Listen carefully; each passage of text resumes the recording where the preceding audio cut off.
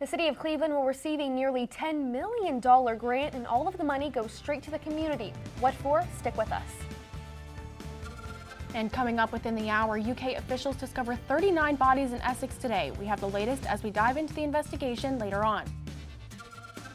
And auto workers from closed General Motors plants are fighting the new contract. What message they are trying to send and how much it could potentially cost the company. After testifying on Capitol Hill yesterday, Bill Taylor is getting back to work in Ukraine.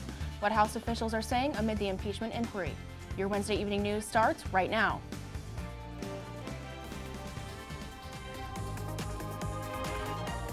This is TV2 News.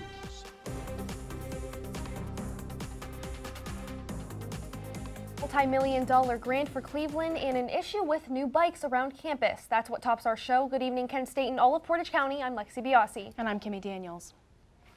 The city of Cleveland has received a nearly $10 million federal grant to help combat home health hazards.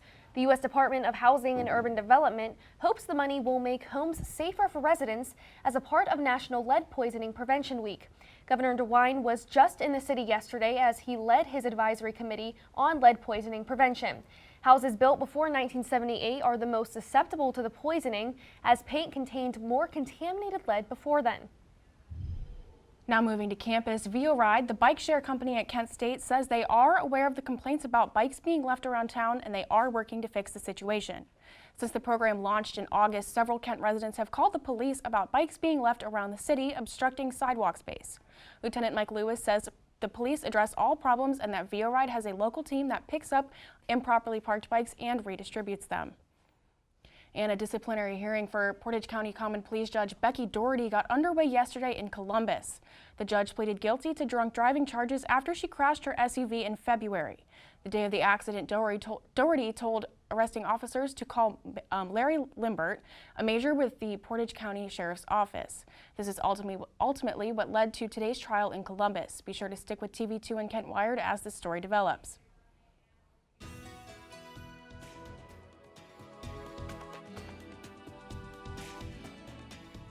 Good evening, Portage County. I'm Rachel Gross with your weather forecast for the evening. Looking currently in Kent, it's 58 degrees, but it kind of feels more like low 50s, and that's because of this wind that we're seeing at 18 miles per hour. It's definitely pretty windy outside, blowing the leaves around a little bit, but the humidity is at 35%, so it's pretty chilly outside, like I said.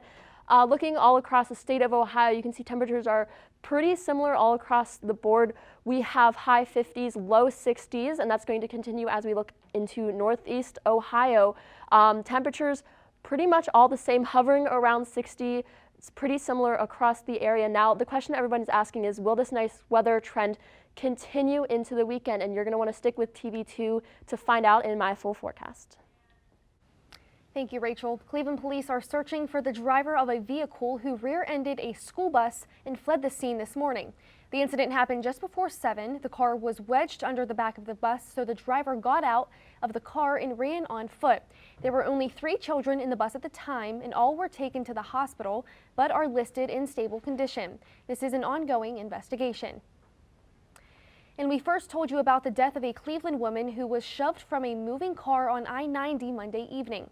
Police announced this morning they have arrested a man on suspicion of tampering with evidence. Officials are not releasing his name, but the victim was identified as 21-year-old Vonatia Atkins. As police are still investigating, her family members held a vigil for her last night. Stick with us for more details on this developing story. Workers from closed General Motors plants are fighting the new contract signed to end the strike because they say any plant can be shut down at any time. Around 2,000 former GM employees from Baltimore, Detroit, and Lordstown are pushing against the contract as 49,000 United Auto Worker Union members vote on the new 4-year deal. Approval of the deal could end the walkout that has cost GM an estimated $2 billion. And the state of Ohio is planning to increase payments to approved relatives caring for children taken from their parents. The increased court-ordered payments are expected to begin in the next few months.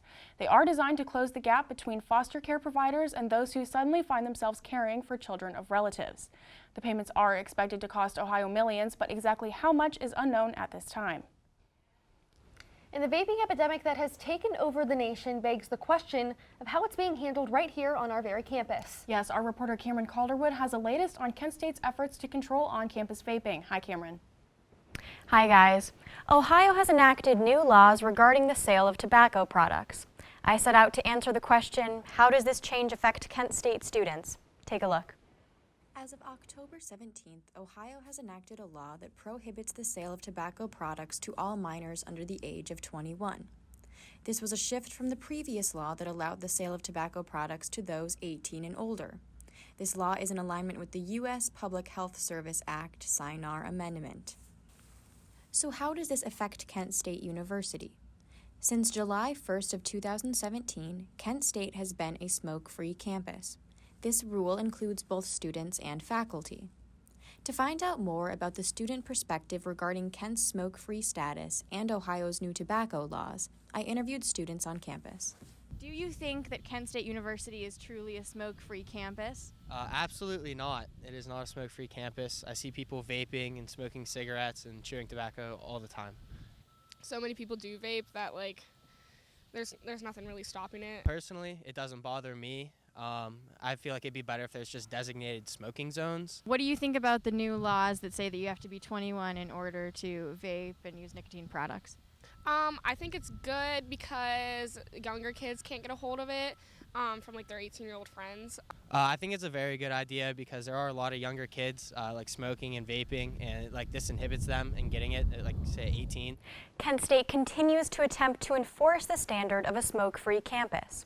With the new state tobacco law established, we can likely expect a more thorough enforcement of these rules.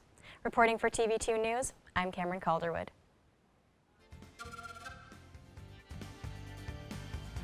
Owe them a thank you. Find out why you get to celebrate when we come back. When we return, a mass murder investigation overseas is causing concern. But this isn't the first time something like this has happened. We'll tell you everything investigators know so far. Now it's been another beautiful day in Kent today. See if this trend will continue into the weekend. Coming up, TV2 will be right back.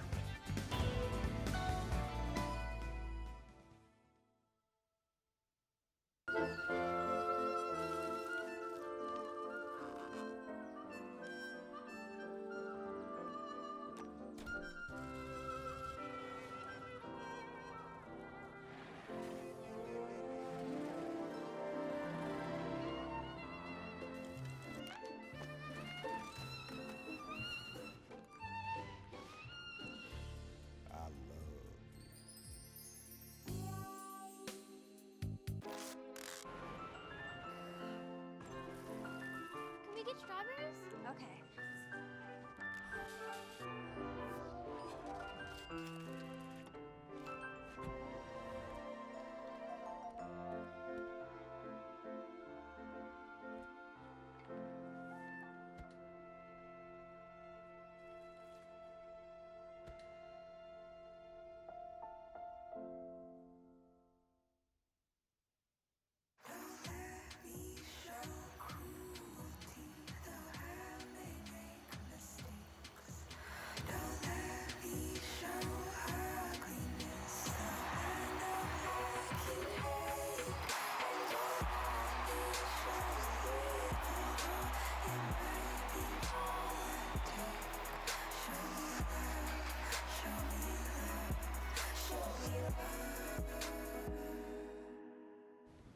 Thanks for sticking with us. A look at your news across the globe. United Kingdom police are investigating the mass murder of 39 people after their bodies were found in a truck container. The truck was found in Essex, England, and police believe it was traveling from Belgium. Authorities have arrested a 25-year-old Irish truck driver on the suspicion of mass murder. We've been progressing our investigations at the scene here in Grays throughout the day. In order to ensure that we maintain the dignity of the people who've sadly lost their lives, we will be moving the lorry and the trailer shortly. Once that movement has happened, we will remain here to complete some scene examinations before we can allow all the business operators back to their premises. I would like to thank them for their cooperation and support throughout the day. Now, this isn't the first time an incident like this has happened. Just months ago, 71 bodies were found in the back of a truck in Austria. This is an ongoing investigation. U.S. diplomat Bill Taylor plans to get back to work in Ukraine today, just 1 day after his explosive testimony on Capitol Hill. Some House officials say Tuesday's closed-door hearing gave a big blow to President Trump's defense in the impeachment inquiry. CNN has the story. Bill Taylor sending shockwaves through Capitol Hill, telling Congress multiple administration officials informed him that President Trump personally blocked military aid unless Ukraine agreed to announce investigations into the Bidens and the 2016 U.S. election. Sources say those inside audibly gasped and sighed just from the top U.S. diplomat to Ukraine's opening statement. In my 10 short months in Congress, this is my most disturbing day in Congress so far. Taylor providing a clearer timeline of events based on copious notes he kept of his communications, saying he shared those notes with the State Department, which is refusing to give them to congressional investigators. He's filling in some gaps. He's sharing with us in a pretty candid way and his experience. The 50-year career diplomat detailing a conversation with U.S. Ambassador to the European Union, Gordon Sondland, who he says told him everything was dependent on such an announcement, including security assistance, adding he said that President Trump wanted President Zelensky in a public box by making a public statement about ordering such investigations. Taylor telling Congress he disagreed with the tactic, but Sondland repeatedly tried to explain the president's intent. According to Taylor, Sondland told him, when a businessman is about to sign a check to someone who owes him something, the businessman asks that person to pay up before signing the check. The next day, the diplomat raised concern in a text message exchange with Sondland, writing, I think it's crazy to withhold security assistance for help with a political campaign. After speaking with President Trump, Sondland stressed that was not the case. Sticking with the White House, President Donald Trump delivered the keynote address at the Shale Insight Conference in Pittsburgh this afternoon. Ahead of his visit, the city shut down key roads, and protesters filled them early this morning and are still protesting now. 13 people have been arrested and hundreds of police are present in riot gear. One protester made their way into the convention center, and when they shouted at Trump during his speech, he said, "Go home to your mom."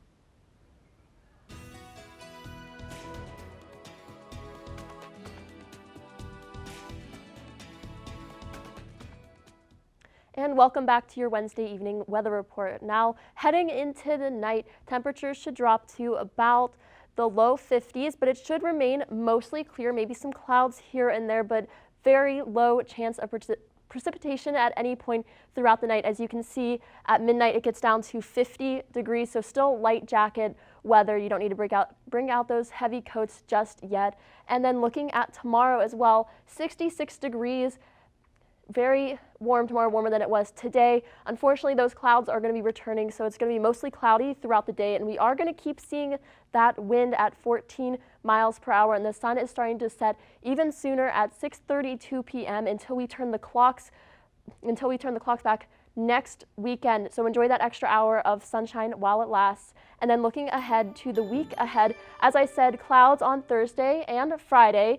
And then unfortunately, we're going to be seeing that rain come back on Saturday. Temperatures around 60 degrees then. The sun's coming out on Sunday and Monday, but there might be clouds at times on those days. And now heading into Tuesday and Wednesday, going to be seeing some clouds in the morning on Tuesday and rain and a thunderstorm late on Wednesday. And as you can see, those low temperatures throughout the beginning of next week are getting down into the 30s, even low 30s on Wednesday at 34. So definitely next week is going to be pretty cold, colder than we've been seeing, as we can see those consistent temperatures in the 30s for the next few days in the week. Yeah, like today was one of those days where it was so windy on campus, my umbrella would have blown away. Yeah, definitely. But good thing it wasn't raining. Good thing we were seeing that sun. Yeah. So it made it just a little bit warmer with that wind kicking in. Yeah, the sun definitely helped a lot. I'm sad about the sun setting earlier than normal, because that means that winter is truly coming, but I'm excited to whip out my sweaters. I feel like we've been so excited for fall for so long, but we've only had like 2 weeks of it, and now next week it's already going to be winter. They give us just a little bit, and then they're like, okay, bye. Yeah. Thank you. Thank you, Rachel. Penn State announced the interim suspension of a fraternity yesterday after a 17-year-old died last weekend at an off-campus house. The house was allegedly occupied by members of the Chi Phi fraternity, but wasn't officially the fraternity house. Police responded to a call from the house where the 17-year-old male was unconscious and was pronounced dead at the scene.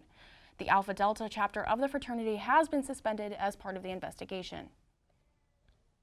And the FDA announced today that they approve of the use of Trikafta, a triple combination therapy to treat cystic fibrosis. The medication is approved for patients 12 and older, and it's the first of its kind to be approved for such a large group of patients. The FDA says 90% of the population is covered. The treatment combines 3 drugs to target the defective protein that causes cystic fibrosis. Ready because a new place is opening in downtown Kent. We have all the details. The NBA season for the Cavs kicks off tonight in Orlando, but LeBron and the Lakers were in action last night in LA. I'll have the highlights from that and much more after the break. Hey, let's check out this park.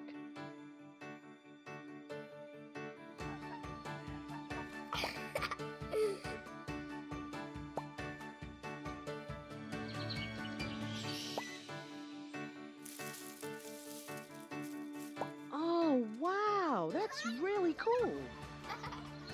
To find a great local park or forest near you, go to discovertheforest.org. Hey, look, it's those guys. Are you good to drive? I'm fine. How many did you have? I should be fine. You should be. Go and step out of the vehicle for me. See ya, buddy. Good luck. So turns out, buzz driving and drunk driving, they're the same thing, and it costs around $10,000. So not worth it.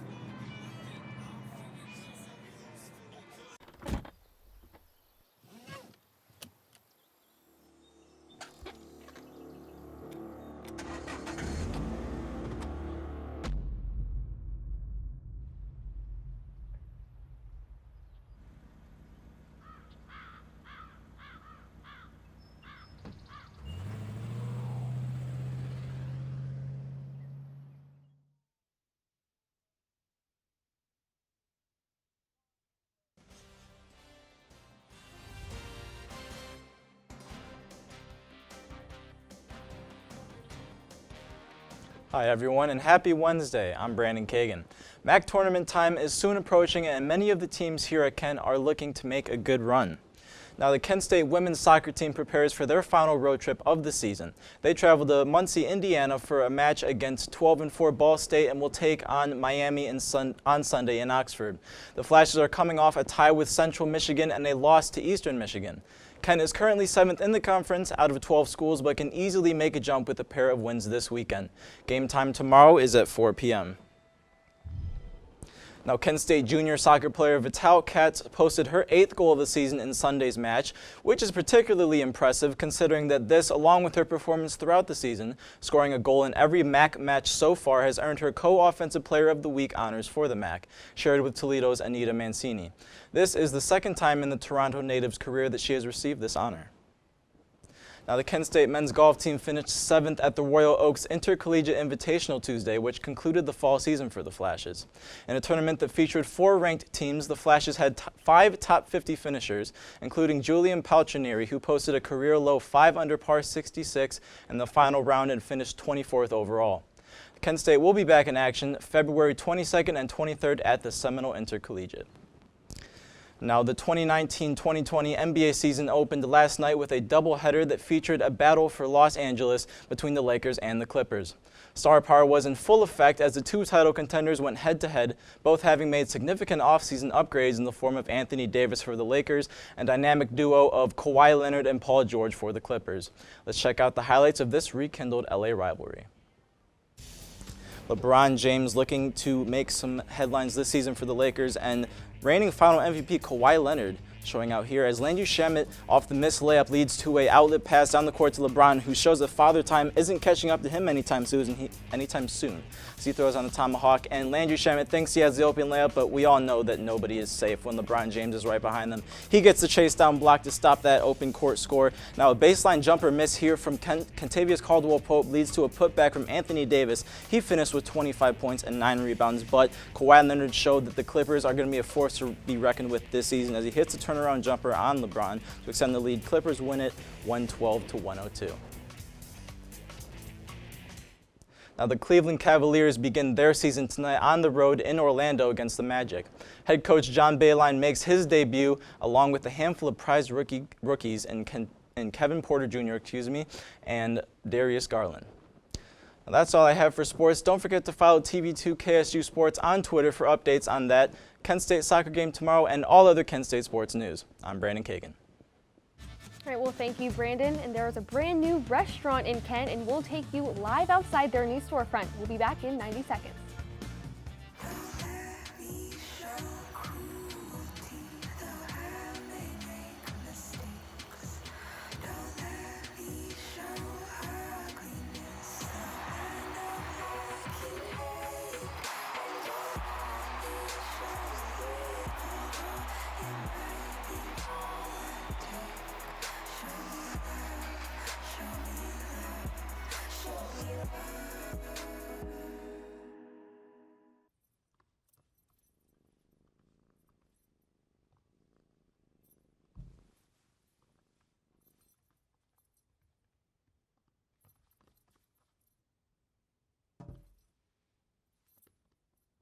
There's a shelter pet who wants to meet you.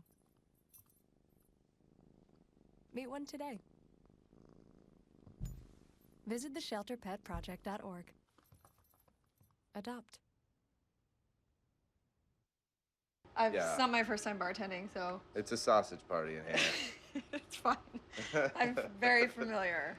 Yeah, because you're a sexy girl, Sam. Last thing, Yeah. is that the music, when Momo kicks it into high gear, is going to get a little bit loud in here. So your customers are going to have a hard time hearing you. So you may want to. What?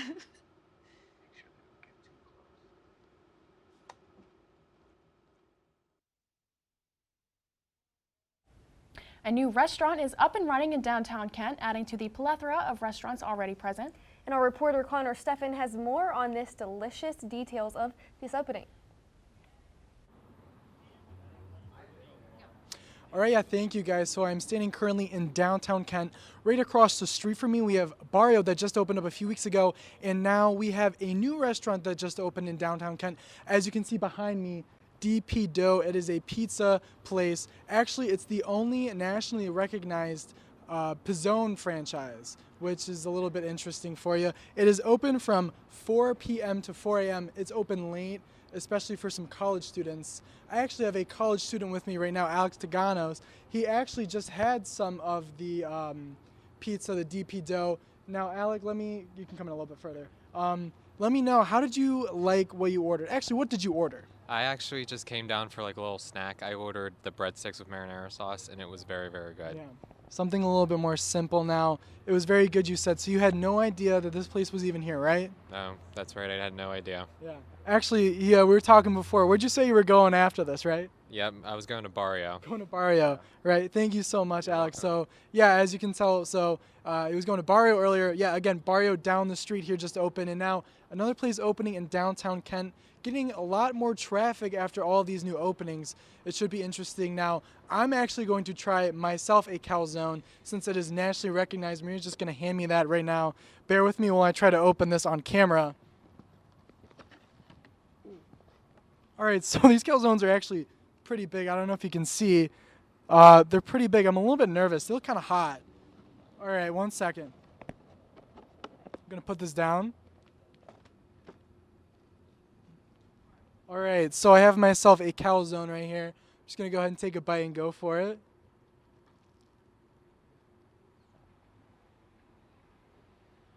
Too big of a bite, guys. I'm really liking the calzone. I'm not going to lie, it's actually pretty good. I can see, it's just plain cheese, guys. I can see why it's nationally recognized for calzones.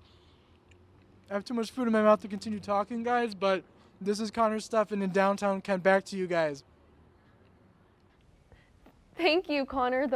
As if you weren't already hungry enough, the Washington Nationals weren't the only big winners Tuesday night. All of America won a free taco. This comes as a result of Taco Bell's Steal a Base, Steal a Taco promotion. This is the 5th year in a row everyone won a free taco from this deal. You can pick yours up on October 30th from 2 to 6 p.m. And to pair with your taco, how about a free Miller Lite? The way to get the freebie is quite odd. You must unfollow the brand on social media. It's all a part of their new campaign series, A Few Friends Are Better Than a Few Thousand Followers. To score the free beer, you have to unfollow the brand on social media and then text them proof that you did. They'll then credit your PayPal account the cost of one beer. This deal goes until November 29th or until 118,000 beers have been handed out. And if you've secretly been using someone else's Netflix account, it is about time to stop. Netflix says they are focusing on preventing customers from sharing accounts and exchanging passwords. They are currently still looking for ways to make that happen. But a CNBC survey shows that almost 10% of Netflix users don't pay for the account that they use. Plans start at only $9 a month, so I guess it is finally time to take that leap into adulthood. And even if you think you have the best pumpkin carving skills, this farmer is going to prove you wrong. Before this, I had never seen a pumpkin boat. Jeremy Roth has today's Take a Look at This. Forget pies, lattes, and jack-o'-lanterns. This bulbous boat is officially the coolest and weirdest pumpkin invention yet. Tennessee farmer Justin Ownby grew and carved this enormous gourd into a paddle boat and took it for a spin, literally, in his pond.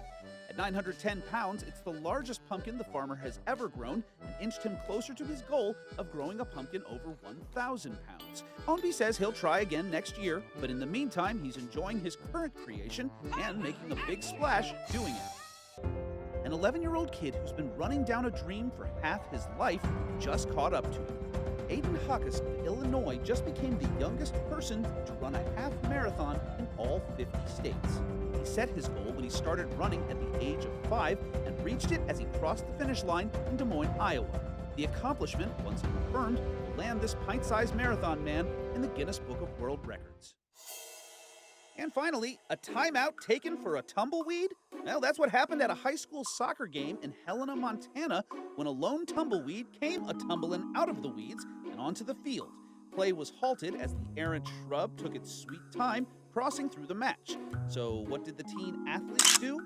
They posed for social media-worthy photos with it, of course. Oh, these kids today. For Take a Look at This, I'm Jeremy Roth. So that pumpkin, oh my goodness, I've carved pumpkins, but I'm not good at it, so I stick to I decorate them with permanent marker. Yeah, I always paint mine, and even if I'm going to carve it, I have a stencil. I always have to cheat with that. Imagine how strong enough. Imagine how many pumpkin seeds came out of that pumpkin. Oh my gosh, it's my so favorite delicious. food. And we've been talking a lot about food today too. Yeah, and speaking of Halloween, Halloween weekend's going to be a little chilly. Can you tell us a little bit more about it? Especially that costume weather. Yeah. Yeah, unfortunately, you might want to layer up if you're heading out this weekend, especially on Saturday. Since it is going to rain, we're going to see those showers throughout the afternoon, and temperatures might be a little bit colder than they have been in the past few days, going down to high 50s, 57, and then heading into early next week. Definitely going to want to bundle up. The temperatures are going to get down into the 30s, especially in the early mornings and the late evenings.